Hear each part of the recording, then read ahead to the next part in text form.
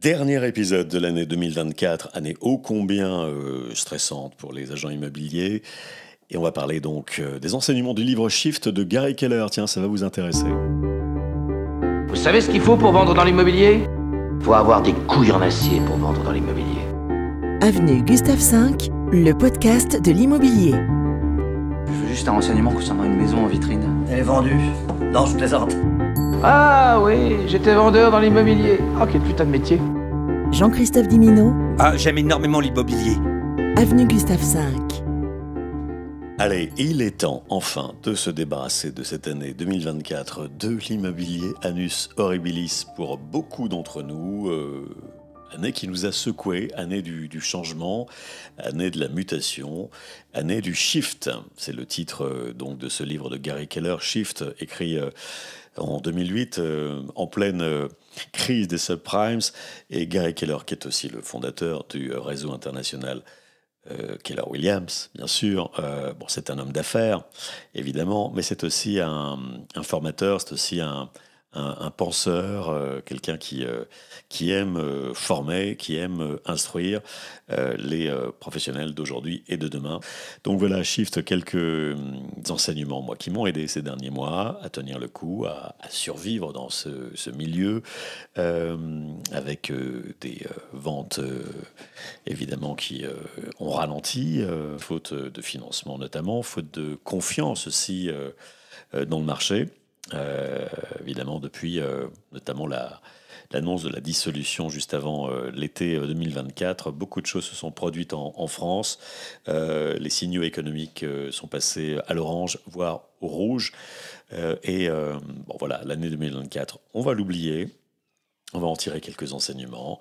Et d'ailleurs, pour vous-même qui êtes peut-être professionnel comme moi, on pourrait tirer quelques bonnes idées du livre de Shift, qui est un ouvrage qui met l'accent sur l'importance de s'adapter aux changements de marché pour réussir. Et tout cela en s'appuyant sur les témoignages d'agents qui ont appliqué les concepts présentés.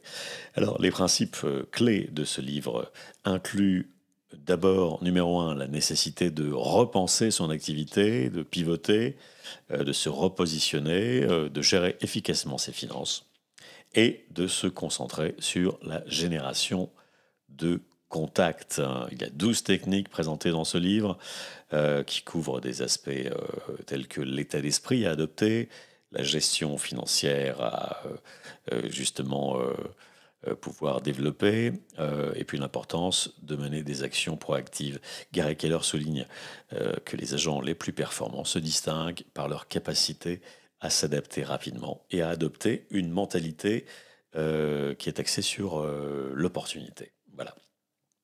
Un point crucial abordé dans le livre de Gary Keller, Shift, c'est la loi de l'équilibre, qui stipule que le nombre d'agents sur un marché est directement influencé par le nombre de transactions disponibles. En clair, quand tout va bien, il y a beaucoup de biens en vente, il y a énormément d'agents, énormément de concurrence. Quand ça va moins bien, il y a beaucoup moins d'agents, donc moins de concurrence, et pour ceux qui restent, la possibilité de gagner des parts de marché. C'est une compréhension des cycles donc du marché et de l'offre et de la demande qui doit être assez fine pour pouvoir évoluer dans cette industrie et dans cet univers de la transaction immobilière. Tout cela pour naviguer efficacement dans un environnement en pleine mutation, n'est-ce pas ? Alors, un extrait du livre de Shift, tiens, puisque le livre insiste sur l'importance de la génération de contacts et de la conversion de ces contacts en business futur.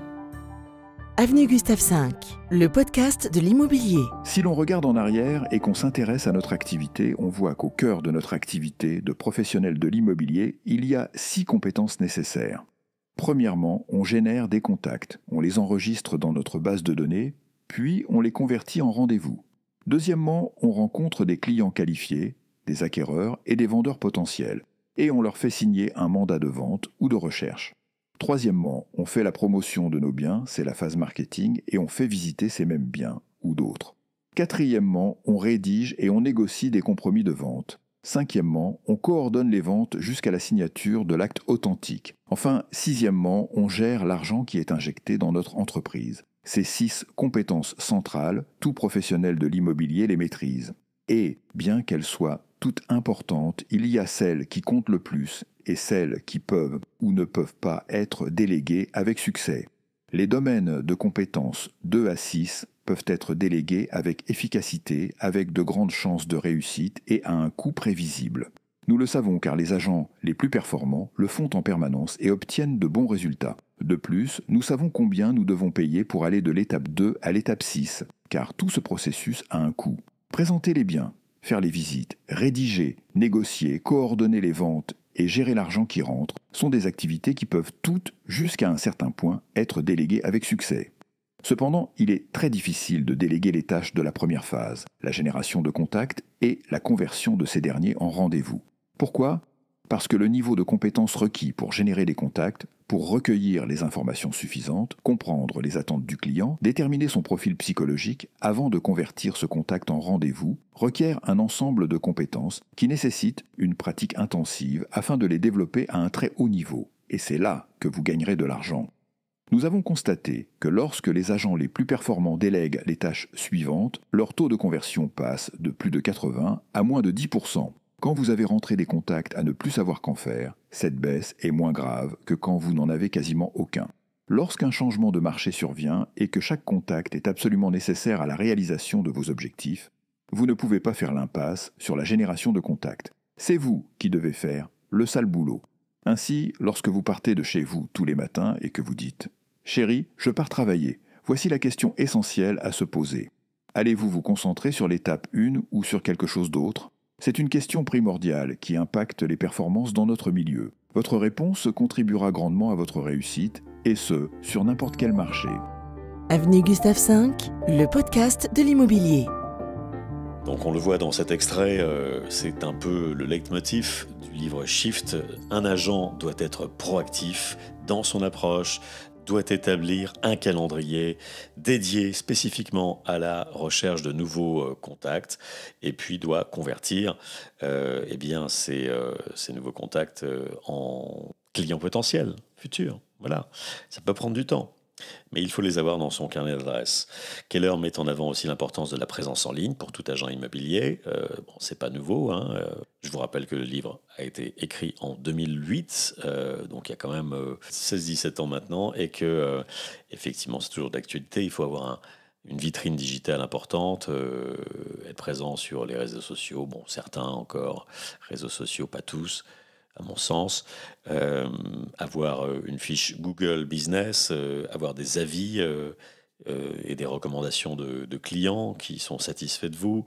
Et puis, il faut aussi, dit Gary Keller, que le site soit bien référencé, qu'il faut investir un peu dans le référencement, offrir des informations pertinentes pour capter donc l'attention de visiteurs et potentiellement les convertir en futurs clients, en leur proposant des services, en leur proposant des biens. Voilà. Dans un marché en perpétuelle évolution, donc.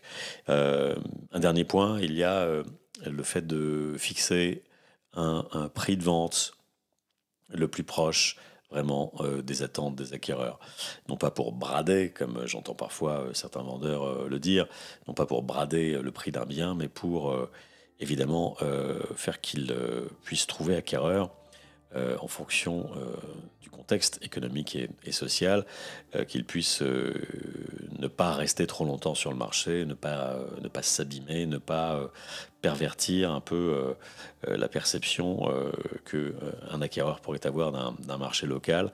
En clair, plus le prix sera juste, plus il aura de chances de se vendre et ce plus rapidement, tout simplement. Voilà.